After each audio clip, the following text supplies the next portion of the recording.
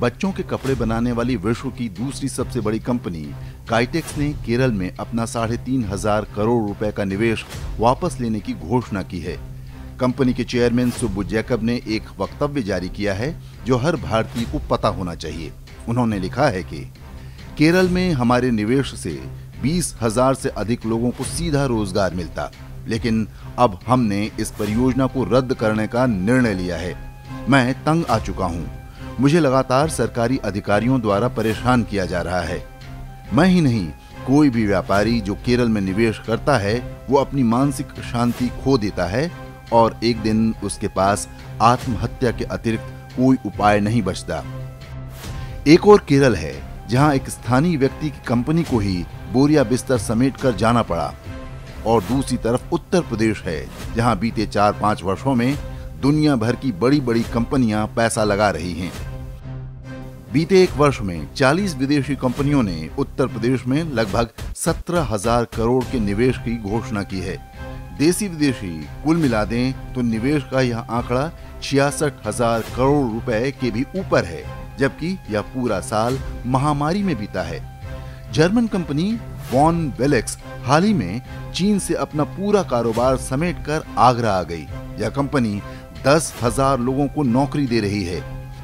UP आने वाली विदेशी कंपनियों में माइक्रोसॉफ्ट और इकिया जैसे बड़े नाम भी हैं। उत्तर प्रदेश में डिफेंस कॉरिडोर बन रहा है जहां AK-56 से लेकर बड़े बड़े सैनिक साजो सामान बनाए जा रहे हैं। पूरे राज्य में सड़ चुके कांग्रेसी समाजवादी सिस्टम को धीरे धीरे सुधारा जा रहा है। उत्तर प्रदेश और केरल की यह तुलना अत्यंत आवश्यक है, क्योंकि भारतीय मीडिया अक्सर केरल मॉडल का खूब प्रचार करता है। उसे आदर्श राज्य बताने का प्रयास किया जाता है, जबकि उत्तर प्रदेश तभी समाचारों में आता है जब वहां कोई बुरी घटना घटे। सारा प्रयास इस बात का है कि किसी तरह देश और दुनिया में उत्तर प्रदेश की छवि को खराब किया जा सके। केरल में वामपंथी यानी कम्युनिस्ट पार्टी की सरकार है और मीडिया में बैठे कई पत्रकार और संपादक वास्तव में वामपंथी कार्यकर्ता हैं। मीडिया यह कभी नहीं बताता कि ईज ऑफ डूइंग बिजनेस यानी व्यापार में सुगमता के मामले में केरल का स्थान भारत के 29 राज्यों में 28वां है।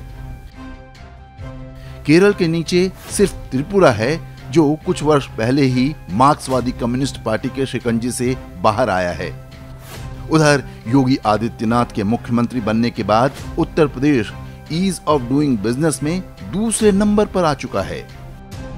मात्र 4 से 5 वर्ष पहले तक उत्तर प्रदेश में अपराधियों का बोलबाला था। सड़कें कम और गड्ढे ज्यादा होते थे और बिजली न जाने का भरोसा सिर्फ ईद और बकरीद के दिन होता था। केरल में जो कुछ भी हो रहा है उस पर किसी को आश्चर्य नहीं होना चाहिए। वामपंथी विचारधारा ने बीते कुछ वर्ष में केरल की अर्थव्यवस्था की कमर तोड़ दी है। रोजगार के नाम पर लोगों के पास सबसे अच्छा तरीका खाड़ी के देशों में जाकर छोटी मोटी नौकरियां करना है। आतंकवादी संगठन आईसिस में भर्ती होने वाले सबसे अधिक युवक युवतियां केरल के ही होते हैं। यह अलग बात है कि वहां पर उन्हें टॉयलेट साफ करने और आतंकवादियों द्वारा अपना यौन शोषण करवाने का ही अवसर प्राप्त होता है। नेशनल क्राइम रिकॉर्ड्स ब्यूरो यानी NCRB के आंकड़ों के अनुसार भ्रष्टाचार में केरल अग्रणी है।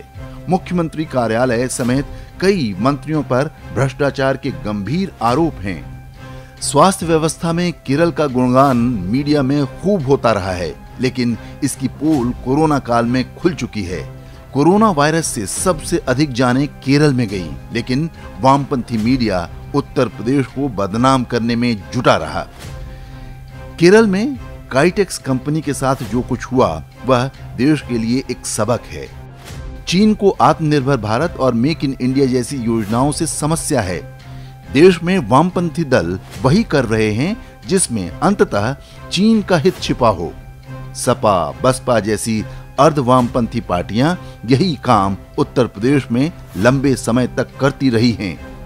यह देश का सौभाग्य है कि उत्तर प्रदेश की जनता उस अंधेरे युग को पीछे छोड़कर आगे बढ़ चुकी है।